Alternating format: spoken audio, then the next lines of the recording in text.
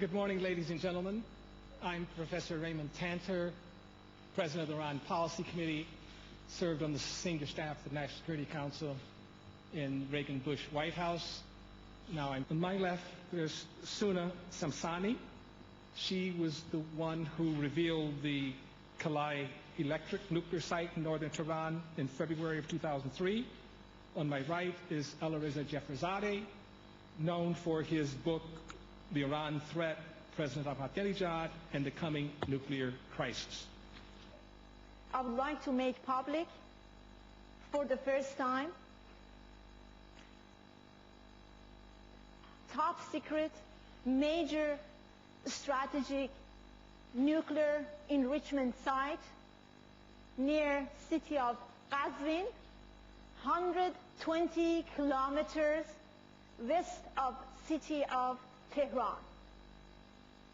This information obtained by the internal network of the PMI and by the National Council of Resistance of Iran.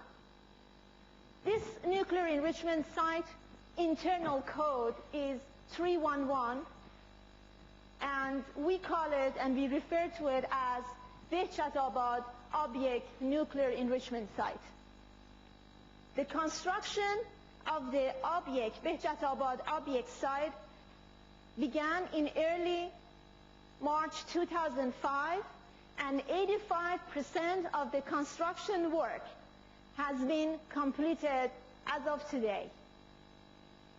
The site is built deep in the mountains to withstand aerial bombing, and confirms that the regime is in hot pursuit of nuclear weapons program.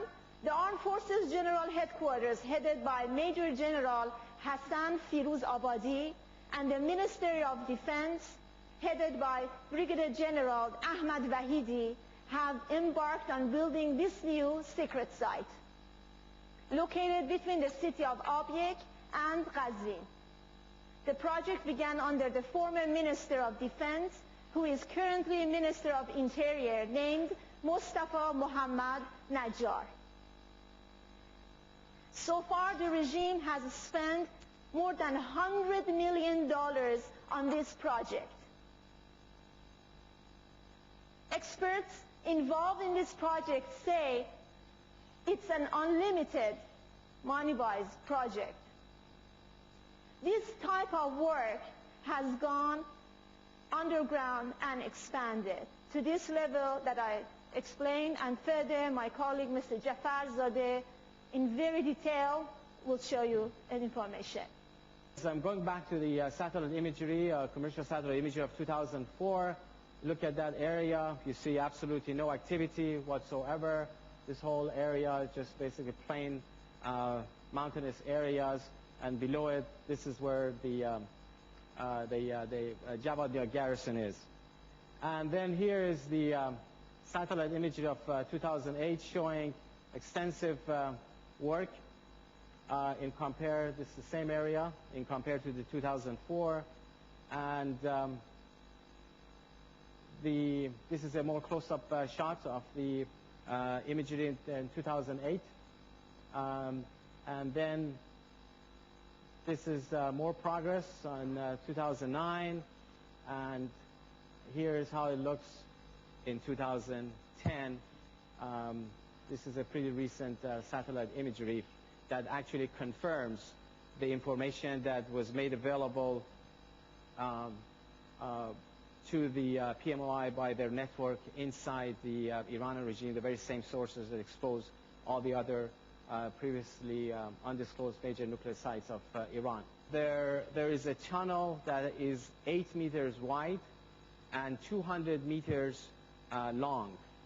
And then at the end of that tunnel, it leads to 3 large halls. And each hall is 16 to 20 meters wide and 200 meters long. They are deep underground, at least 100 meters of dirt over the tunnels.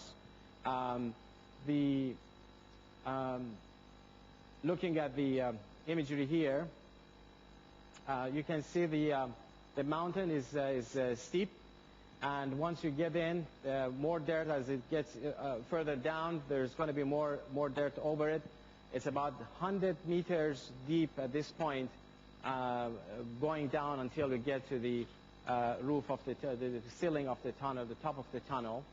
The reason that's significant is that in order to protect the emission of radiation and to be able to detect it, you need about 80 meters to go underground to cover it, and this is well beyond that limit. Plus, to protect the site, this is very comfortable level for them, so that any aerial bombing, this would be able to sustain. The whole purpose of this program, as Ms. Samsami said, was to install cascades of centrifuges to run an extensive secret uranium centrifuge enrichment program underground, protected and concealed from the access to the international community and to the IAEA. I think this is going to be shattering for Tehran, this new revelation today. I wrote a book with my colleagues called President Obama and Iran, copies of which are out on the table as you leave. And we demonstrate, I think quite persuasively, that prior presidents have also reached out to no avail to the Iranian regime. So now, after engagement, inspections, and sanctions have all failed, regime change is implicitly on the table